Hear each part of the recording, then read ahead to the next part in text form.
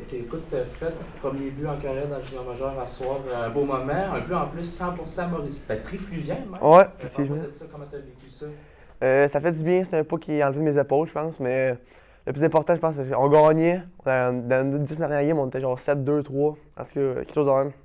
Fait qu'on gagnait, fait que je mettais pas la pression sur moi, je pense que je suis pas à 16 ans de mettre la pression de faire des buts à chaque game, mais ça fait du bien d'enfin en mettre une dedans, mais non, j'ai une belle passe de Chad, puis crédit à lui. En plus, ton père était dans les gradins ce soir, d'avoir pu faire ça devant lui, ça peut être aussi un petit peu spécial. Ouais, c'est le fun. En plus, c'était du côté du carré, fait que j'ai pas vraiment vu, mais sinon, c'est ma mère aussi, fait que non, j'apprécie. Et comment tu décrirais ce match-là? L'effort collectif était là tout Ouais. le match? Je pense qu'on n'a pas lâché, même peu importe le résultat des points ou pas, je pense que l'équipe, on les a brassés, je pense. On était plus physique, on était plus les détails, on a placé des pucks, je pense qu'on a vraiment joué la game complète qu'il nous fallait pour gagner, puis on a gagné. Fred, peux-tu nous parler aussi du fait que tu es employé maintenant en avantage numérique? Je pense que c'est un beau vote de la part de Dan pour t'aider à gagner en confiance, à te développer sur le plan offensif. Parle-nous de cette utilisation-là sur l'attaque massive. Bon, ben ça, j'aimerais spécifier que là, Chandler ne joue pas à soir, là, c'est pour ça, pas mal, mais... Mais quand même. Ouais, quand même, j'ai ma chance, mais genre, peu importe, à 16 ans, je pense que je me mets aucune pression de jouer sur les avantages numériques. Je pense que ça va venir avec le temps. Je pense que si je fais mes affaires et ça roule comme ça va rouler, ben, je fais confiance à Dan et aux entraîneurs, mais à soir, Chandler n'était pas là. Fait que, crédit à Chandler pour avoir joué.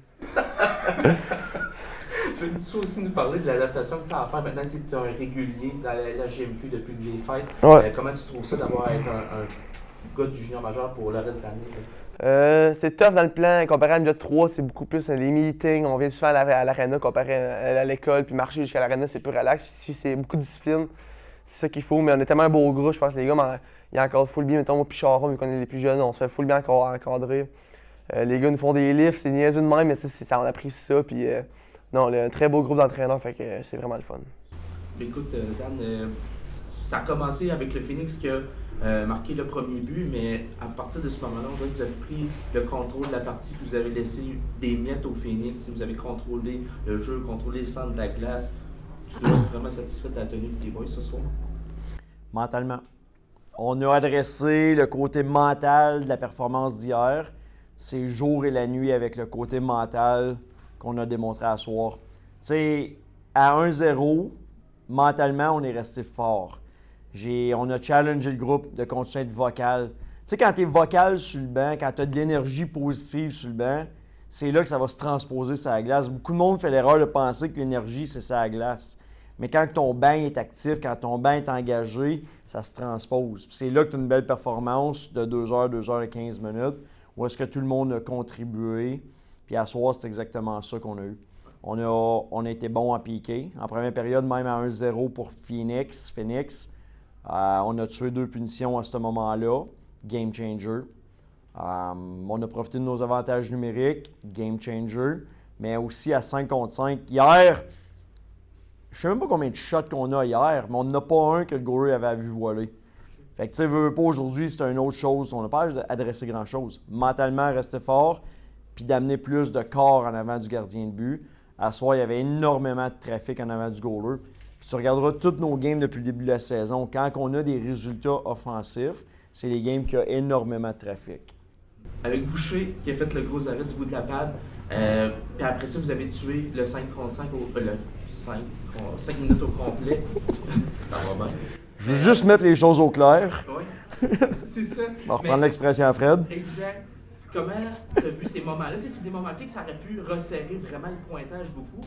Puis vous avez encore une fois resté fort là-dedans. Là. Ouais. Phil, cet arrêt-là, c'est définitivement un point tournant dans la game. C'était son meilleur arrêt de la soirée, mais c'est un arrêt qui était essentiel au moment où il l'a fait. Mais tu sais, je l'ai dit tantôt d'entrée de jeu, c'était un effort de tout le monde à soir. Fait que le goaler était bon, le groupe de défenseurs, je l'ai mentionné, a amené énormément de rondelles au filet. J'ai vraiment aimé comment est-ce qu'on a sorti de notre territoire à soir. Tu sais, on dit toujours, fais confiance à ta première lecture. À soir, surtout qu'il y avait un gars disponible, le puck bougeait par en avant, le puck bougeait par en avant. Fait que jouer vite, c'est de faire confiance à ses premières lectures. C'est pas nécessairement de patiner partout sur la glace. Notre groupe de D était très efficace à soir. Les attaquants, je l'ai mentionné, mais je vais leur dire une dernière fois, bien géré à rondelle, beaucoup de trafic en avant du filet. Et puis, tu l'as dit, des joueurs devant le filet, c'est ça le but de Bergeron. Puis c'était 100%. son idée de le mettre à la place de Cole. Ouais, c'est là qu'il vous a mis sa fameuse phrase. Oui, on savait qu'on voulait aller chercher. Tu sais, Fred, c'est un gars qui a quand même un bon physique en avant du but. Fait que c'est sûr et certain qu'il te dérange. Couvre les yeux du gardien de but. On sait, tu sais contre qui tu joues aussi, là. Labbé qui est un excellent gardien de l'autre côté, mais c'est pas nécessairement un grand gardien. Fait que c'est sûr qu'on a voulu mettre un gros bonhomme en avant du net. On savait aussi qu'on voulait aller chercher des petites passes transversales. Là, puis c'est exactement comme ça qu'on a scoré quand Chad il a donné ça sur le poteau extérieur. Je suis content. Les gars ont respecté ce qui était demandé, puis ils l'ont fait avec intensité, avec énergie. Puis ça nous a donné à nous tous une belle soirée. Les deux aussi 16 ans qui trouvent le fond du filet pour la première fois en carrière. Belle histoire. Belle histoire, les deux pour eux autres. T'sais. Au final, on est zéro inquiet. Là. On sait ce qu'on a entre les mains. On a des bons joueurs de hockey, on a des gars offensifs, mais c'est aussi des gars, tu sais, oui, Olivier Charon, son premier goal à soir, Fred a son premier goal à soir. On peut-tu parler de leur implication physique? Ils ont été vraiment bons en forecheck, les pattes bougeaient, ils ont été physiquement imposants. Quand tu frappes, quand tu finis tes contacts, tu te crées de l'espace. Puis c'est là qu'offensivement, ils ont réussi à être récompensés.